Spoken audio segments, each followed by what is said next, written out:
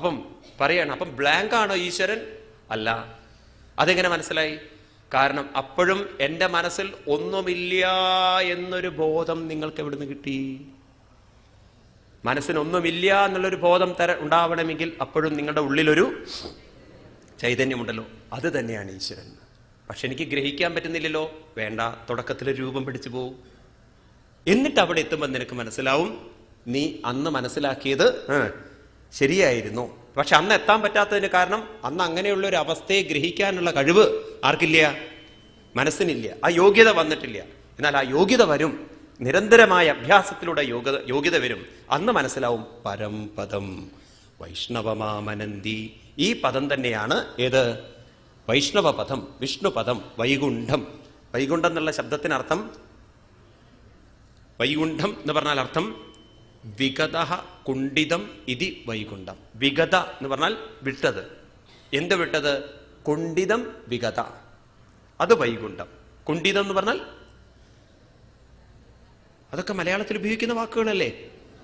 ദുഃഖം, വിഷമം, അല്ലെങ്കിൽ ഭയം, ഇങ്ങനെയൊക്കെയുള്ള മനസ്സ് ഉള്ളതിനെയാണ് കുണ്ഠിതമുള്ള മനസ്സ്. അത് വിട്ടത്, അത് വിഗതമായത്, അത് വിട്ടുപോയത് എന്ന് വെച്ചാൽ ഒരു ദുഃഖവും ഒരു ഭയവും ബാധിക്കാത്ത മനസ്സിനെയാണ് വൈകുണ്ഠപദം എന്ന് പറയുക. ഇതൊക്കെ നമുക്ക് കൈവരിക്കാൻ സാധിക്കുന്നൊക്കെയാണ് ഭാഗവതം പറയുന്നത്. വയസ്സാകും തോറും ആകെ കുണ്ഠിതത്തിലാണ്. എന്നിട്ട് സ്വപ്നം കാണാണ് വൈകുണ്ഠത്തിലേക്ക് എപ്പോഴാ ഗുരുവായൂരപ്പ വിളിക്കുകയെന്ന്. ഗുരുവായൂരപ്പൻ പറയാണ്, ഞാൻ അങ്ങോട്ടൊന്നും വരണ്ട, നിന്റെ ഉള്ളിൽ തന്നെയാണ് ഈ വൈകുണ്ഠം എന്ന്. എന്നാ കണക്ക് തന്നെ ഭഗവാനെ ഈ ജന്മം. കാരണം ഈ ജന്മം ആകെ കുളത്തിലായിരിക്കുന്നത്.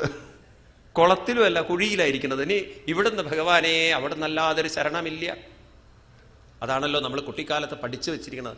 നരകത്തിൽ നിന്നും. അന്ന് നരകത്തിൽ തന്നെയാ. അന്നത് പൊങ്ങണ്ടേ ഒരു വട്ടം. ഭഗവാൻ പറയുന്നുണ്ട്, പടിയാറും കടന്നവിടെ ചെല്ലുമ്പോൾ. ഭഗവാനെ ഒരു പടിയാറിപ്പ കടക്കാൻ വയ്യ. ആ കുട്ടിക്കാലത്തൊന്നും അറിയില്ല ഏത് പടി, എത്ര പടി, എങ്ങനെ പടി, എങ്ങനെയൊക്കെ ആരൊന്നും പറഞ്ഞു തരുന്നില്ലല്ലോ. അതുകൊണ്ട് മനസ്സിലാക്കി വെക്കൂ, ഇതൊന്നും പുറമേ അല്ല നടക്കേണ്ടത്. ഇതൊക്കെ അവനവന്റെ ഉള്ളിൽ തന്നെ നടക്കേണ്ട കാര്യമാണ്. നമ്മൾ തന്നെ നിശ്ചയിക്കണം, ഈ ജന്മം എനിക്ക് വൈകുണ്ഠത്തിലെത്തണോ വേണ്ടയോ എന്ന്. എല്ലാവർക്കും പാസ്പോർട്ട് തന്നിരിക്കുകയാണ്. ഇനി വിസ നിങ്ങൾ ഓക്കെ ആക്കിയാൽ മതി. തയ്യാറാണോ? ആണോ? ഈ ജന്മം നമ്മൾ എവിടെ എത്തിച്ചേരണം? വൈകുണ്ഠത്തിൽ എത്തിച്ചേരണം. വൈകുണ്ഠത്തിൽ എത്തിച്ചേരൊന്നും വേണ്ട, നമ്മളിവിടെ ഒന്ന് റെഡി ആക്കിയാൽ നിങ്ങൾ വൈകുണ്ഠത്തിൽ തന്നെയാണ്. എന്നേതി നേതി വിസർജ്യതൗരാജ്ഞമനന്യ സൗഹൃദ കൃതോപഗുഹ്യാർക്കപദം പദേ പദേ. അത് തന്നെയാണ് ഭഗവാൻ ഇരിക്കുന്ന ആ പരമമായ പദം എന്ന് മനസ്സിലാക്കിക്കൊണ്ട് അങ്ങനെ നമ്മുടെ മനസ്സിനെ അവിടെ ഉറപ്പിച്ചുകൊണ്ട് തസ്മാൽ ഭ്രുവോന്തരമുന്നയേത നിരുദ്ധ സപ്തായനതോന്നപേക്ഷാം സ്വിത്വാ മുഹൂർത്താർദ്ധമകുണ്ഡദൃഷ്ടേ നിർവിദ്യമൂർധൻ വിസതേൽ പരം ഗതാ. തസ്മാൽ ഭ്രുവോ അന്തരമുന്നയേത നിരുദ്ധ സപ്തായതനതോന്നപേക്ഷാം സ്ഥിത്വാ മുഹൂർത്താർദ്ധമകുണ്ഡദൃഷ്ടേ നിർഭിദ്യമൂർധൻ വിസർജൽ പരം ഗതാ. ഇപ്രകാരം സ്ഥിത്വ, ആ പരമമായ അവസ്ഥയിൽ, അതായത് സമാധിയിൽ, അതായത് സമത്വബുദ്ധിയിൽ, അതായത് ഭഗവാന്റെ ഭാഷയിൽ പറഞ്ഞാൽ സമത്വം യോഗ ഉച്ചതേ. ഏതനുഭവങ്ങൾ വന്നാലും ഭഗവത് പ്രസാദമായി കാണാനുള്ള, എന്ത് ദുഃഖം വന്നാലും അതെല്ലാം ഭഗവത് നിശ്ചയമായി കാണാനുള്ള, ഒരു തെറ്റുകൾക്കും കുറ്റബോധം തോന്നാത്ത, എല്ലാം ഭഗവത് പ്രസാദമായി ഞാൻ സ്വീകരിച്ചു കൊള്ളാം, ഇനി അവിവേകം എൻ്റെ മനസ്സിലുണ്ടാവില്ല എന്ന് വിവേകത്തോടുകൂടി നിലനിർത്താൻ സാധിക്കുന്ന ഒരു മനസ്സിലെത്തിക്കഴിഞ്ഞാൽ സ്ഥിത്വാ മുഹൂർത്താർദ്ധമകുണ്ഡദൃഷ്ടേർ, ആ വ്യക്തിക്ക്, തൻ്റെ അങ്ങനെയുള്ളൊരു മനസ്സുള്ളൊരു വ്യക്തിക്ക് അവസാനം ശരീരം ഉപേക്ഷിക്കുന്ന സമയത്ത് നിർവിദ്യമൂർധൻ വിസജൽ പരം കഥ, ആരിലേക്ക് എത്തിച്ചേരാൻ പറ്റും? പരമമായ പദത്തിലേക്ക് എത്തിച്ചേരാൻ സാധിക്കും. ഈ മരണം എന്ന് പറയുന്ന പ്രോസസ്സ് എന്താണ് ശരിക്കും ഹിന്ദു സംസ്കാരത്തിൽ നമ്മളെ പഠിപ്പിച്ചു തരുന്നത്? വളരെ ശ്രദ്ധിക്കണം, അപ്പോൾ ഈ പറയുന്നത് മനസ്സിലാവും നിങ്ങൾക്ക്. അതായത് മരണം മനസ്സിനില്ല, മരണം ശരീരത്തിലേ ഉള്ളൂ. ഈ ശരീരം വാസ്തവത്തിൽ ജനിച്ച അന്നു മുതൽ മരിച്ചുകൊണ്ടിരിക്കുകയാണ്. മെഡിക്കൽ സയൻസ് പ്രകാരം ചിന്തിക്കുകയാണെങ്കിൽ തന്നെ ഓരോ നിമിഷവും ഒരു സെല്ല് ജനിക്കുന്നുണ്ട്, ഒരു സെല്ല് മരിക്കുന്നുണ്ട്.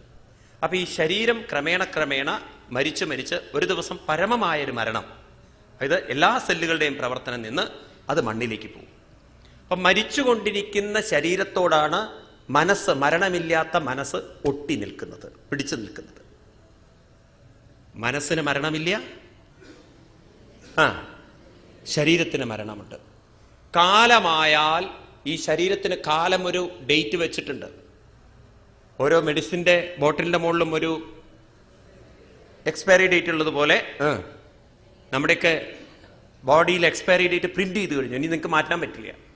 ആ ഒരു എക്സ്പയറി ഡേറ്റ് വന്നാൽ ആര് പോണം?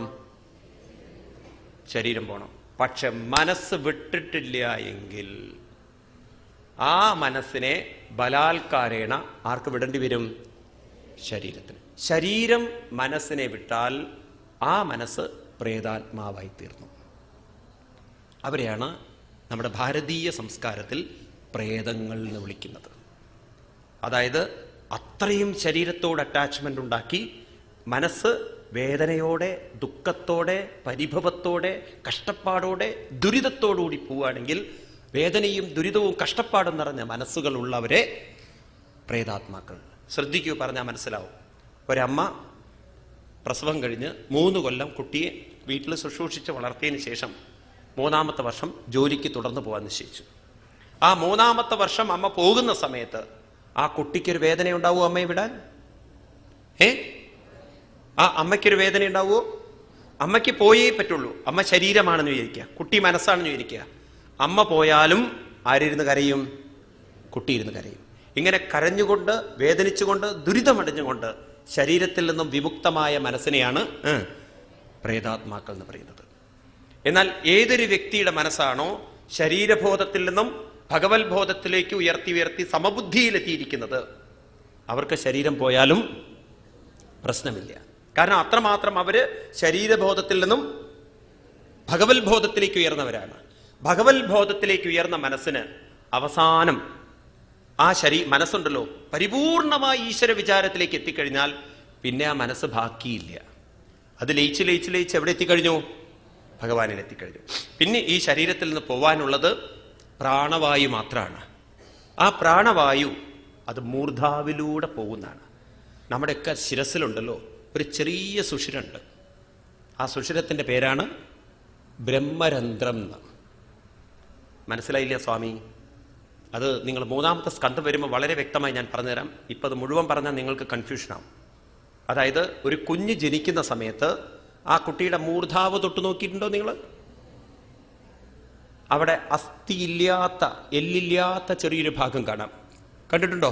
കാണാന്ന് പറഞ്ഞാൽ നമുക്ക് ഫീൽ ചെയ്യത്. അത് വളർന്നു വന്നാലും അത് മുഴുവൻ കൂടില്ല. അവിടെ ചെറിയ സുഷിരണ്ടാവും. ആ സുഷിരത്തിന്റെ പേരാണ് ബ്രഹ്മരന്ധ്രം. നമുക്ക് തല വേർത്ത് കഴിഞ്ഞാൽ അതിലൂടെ നീരിറങ്ങും. അതുകൊണ്ടാണ് ആയുർവേദത്തിൽ രാസ്നാദിപ്പൊടി അവിടെ മൂർധാവിലിടണമെന്ന്. ചിലർ ഇവിടെയൊക്കെ കൊണ്ടിടും, അവിടെ ഇവിടെയും കൊണ്ടിട്ട് കാര്യമില്ല. മൂർധാവ് എന്ന് പറയുന്നത് ഇവിടെയൊന്നല്ല, അത് പർട്ടിക്കുലർ സ്പോട്ടുണ്ട്. അവസാനത്തെ പ്രാണവായു ഏതിലെ പോണം? അതിലെ പോണം. അതാരുടെ പ്രാണവായു അതിലെ പോവുള്ളൂ? മനസ്സ് പരിപൂർണമായി. അതിനെയാണ് ബ്രഹ്മ നിർവാണം എന്ന് പറയുന്നത്. അവർക്കിനി തിരിച്ചു വരേണ്ടതില്ല. കാരണം ഭഗവാന്റെ ഭാഷയിൽ പറഞ്ഞാൽ ചിത്വാ അസംഗശസ്ത്രേണ, അവരവരുടെ വാസനകളെ മുഴുവൻ അസംഗമാകുന്ന ശസ്ത്രം കൊണ്ട് മുറിച്ചു കഴിഞ്ഞു. തതപ്പദം തത്പരിമാർഗിതവ്യം യസ്മിൻ ഗദാന നിവർത്തന്തി ഭൂയാം തമേവ ചാദ്യം പുരുഷം പ്രപദ്യേ യദ പ്രവൃത്തി പ്രസദാ പുരാണീ. ഭഗവാൻ വളരെ വ്യക്തമായിട്ടാണ് പറയുന്നത്. ആ പരമമായ പദത്തിലേക്ക് എത്തിക്കഴിഞ്ഞവര് ഇനി അർജുന അവർക്കൊരിക്കലും മാമുപേത്യത് കൗന്ദേയ പുനർജന്മെന്ന വിദ്യതേ, അവർക്കെന്തില്ല? പുനരാവൃത്തിയില്ല. കാരണം പുനരാവൃത്തി വരണമെങ്കിൽ അവരുടെ മനസ്സിൽ എന്തെങ്കിലും സംസ്കാരങ്ങൾ ബാക്കി വരണം. അവരുടെ മനസ്സാണെങ്കിലോ വിദ്യതേ ഹൃദയഗ്രന്ഥി ചിദ്യന്തേ സർവസംശയാം ക്ഷീയന്തേ ചാസ്യ കർമാണി ദൃഷ്ടയേവാത്മനീശ്വരേ. അവരുടെ മനസ്സ് അത്രയും ആ ഈശ്വരനുമായി ഐക്യമുണ്ടായി ആ പരമമായ സത്യത്തിലേക്ക് എത്തിക്കഴിഞ്ഞാൽ ഇനി അവർക്ക് പ്രത്യേകിച്ച് കർമ്മവാസനകളില്ല, അവർക്ക് സംശയങ്ങളില്ല. അവരെത്തേണ്ടടുത്ത് എത്തിക്കഴിഞ്ഞവരാണ്. ഇനി എന്തിനു വരണം? അവർക്ക് വരേണ്ട ആവശ്യമില്ല. രമണ മഹർഷി പറയും ആത്മദർശനം ഈശദർശനം. ആ ആത്മാവിനെ അത്രമാത്രം സമത്വ ബുദ്ധിയിലെത്തിച്ചവര് ഈശ്വരനിലേക്ക് മനസ്സിനെ എത്തിച്ചവരാണ്. അവർക്കിനി പ്രത്യേകിച്ച് ഇങ്ങോട്ട് വരേണ്ട കാര്യമില്ല. കൂടുതൽ നമ്മൾ തൃതീയ സ്കന്ധം വരുമ്പോൾ പഠിക്കും. അപ്പം ഇത് മനസ്സിലാക്കി വെക്കൂ. അവരുടെ മനസ്സ് പരിപൂർണമായി ഈശ്വരനിലേക്ക് ലയിച്ചാൽ ഈ ശരീരത്തിലെ പ്രാണവായു ബ്രഹ്മരന്ധ്രത്തിലൂടെ പോകും. അതുകൊണ്ട് അതിനെ ബ്രഹ്മനിർവാണം എന്ന് പറയുന്നു. എന്നാൽ എല്ലാവരും ആ അവസ്ഥയിലേക്ക് എത്തില്ല. അപ്പോൾ പിന്നെ ഇതിലേക്കൂടെ പോവും. അപ്പം അവർക്ക് പലതരത്തിലുള്ള മരണങ്ങളുണ്ട്. ഏതൊക്കെ തരത്തിലുള്ള മരണങ്ങളാണ് അത്രയും ഉള്ളത്? ആരുടെ മനസ്സാണോ കുറേ ആധ്യാത്മിക വിചാരത്തിൽ ജീവിച്ച് ശരീരത്തോടുള്ള അടുപ്പം കുറച്ച് പോകുന്നവര്, അവര് വളരെ ആധ്യാത്മികമായി ഉയർന്നവര്, അവരവസാനം മരിക്കുന്ന സമയത്ത് അവരുടെ മനസ്സും അവരുടെ പ്രാണനും രണ്ടും ഒരുമിച്ച് പോവും. ഒന്നുകിൽ കണ്ണിലൂടെ പോവും, അല്ലെങ്കിൽ മൂക്കിലൂടെ പോവും. സാത്വിക മരണമാണ്. ഭഗവാൻ ഗീതയിൽ പറയുന്നുണ്ട്, ഊർധ്വം ഗച്ഛന്തി സത്വസ്ഥ. അവർ ഊർധ്വമരണം എന്ന് വെച്ചാൽ കണ്ണിലൂടെയോ മൂക്കിലൂടെയൊക്കെ പ്രാണവായും മനസ്സും വിട്ടുപോകും. എന്നാൽ ഈ ലോകം അനുഭവിച്ച് ഈ ശരീരത്തിന്റെ സുഖം തൃപ്തി വന്നിട്ടില്ല, ഇന്ദ്രിയ സുഖങ്ങളൊന്നും തൃപ്തി വന്നിട്ടില്ല, ഇനിയും പലതും അനുഭവിക്കണമെന്ന വാസനകൾ ഉള്ളിൽ കിടക്കുന്നുണ്ടെങ്കിൽ ആ ആസക്തിയുടെ പ്രതീകമാണ് നാവ്. അവര് നാവിൽ വായ പൊളിച്ചുകൊണ്ട് ആ പ്രാണൻ പോകണം. എന്നാൽ മറ്റുള്ളവരെ വേദനിപ്പിച്ച് മറ്റുള്ളവർക്ക് ദുഃഖവും കൊടുത്ത് അവസാനം കുറ്റബോധത്തിലും ദുഃഖബോധത്തിലും വിഷമത്തിലും ശരീരം ഉപേക്ഷിക്കുന്നവർക്കുണ്ടല്ലോ, പ്രാണവായു മുകളിലേക്ക് വരില്ല. കാരണം കഫം നിറഞ്ഞ് ആകെ അസ്വസ്ഥമായി അവരുടെ പ്രാണവായുവും മനസ്സും മലദ്വാരത്തിലൂടെ തന്നെ പോകണം, മൂത്രദ്വാരത്തിലൂടെ പോകണം. ഊർധ്വം ഗച്ഛന്തി സത്വസ്ഥ മധ്യേ തിഷ്ഠതി രാജസ അധോ ഗച്ഛന്തി താമസ.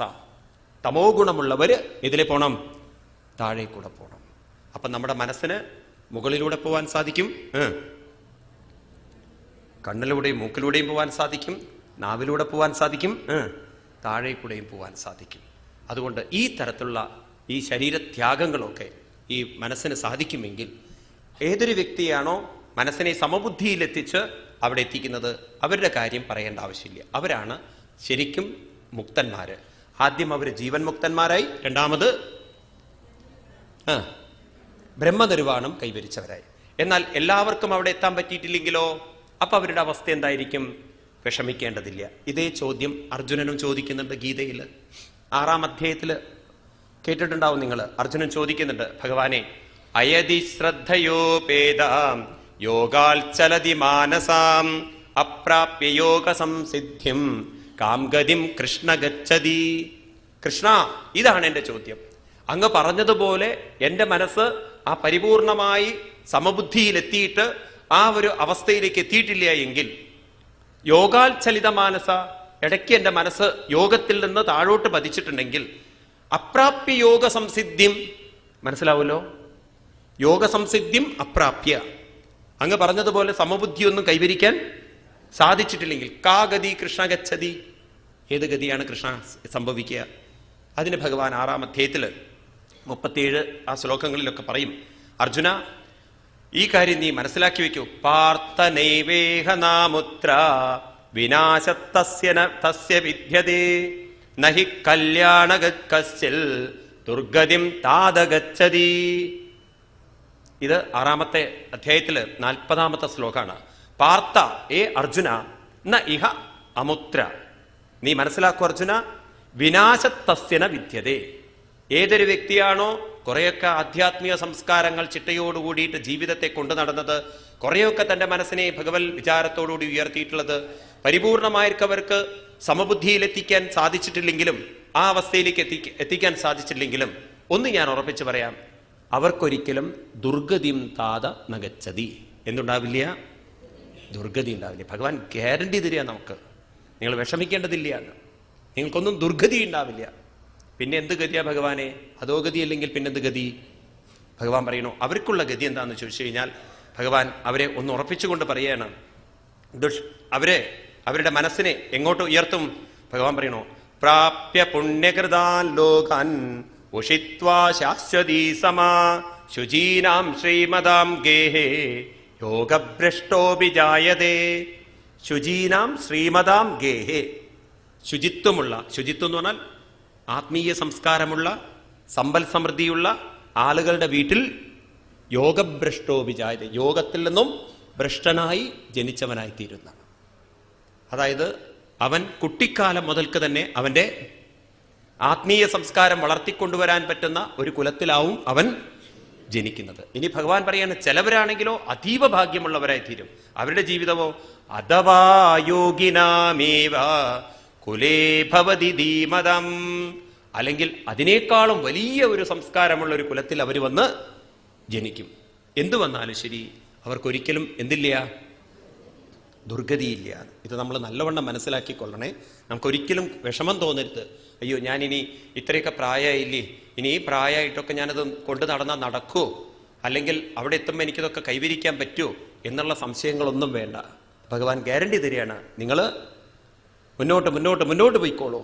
ഒന്ന് ഉറപ്പിക്കാം, ഇനി അവിടെ വെച്ച് വീണാലും ബാക്കിയുള്ളത് അടുത്ത ജന്മം വരുമ്പോൾ കണ്ടിന്യൂ ചെയ്യാം. അതായത് നിങ്ങൾ MSc ക്ലാസ്സിൽ വെച്ച് നിർത്തിയാൽ, ഫസ്റ്റ് ഇയറിൽ നിങ്ങൾ എം എ നിർത്തി, ഇനി നിങ്ങൾക്ക് തോന്നുകയാണ് വീണ്ടും കല്യാണമൊക്കെ കഴിഞ്ഞു വീണ്ടും എഴുതണം തോന്നിക്കഴിഞ്ഞാൽ വീണ്ടും 1ാം ക്ലാസ് മുതൽ പഠിക്കണോ?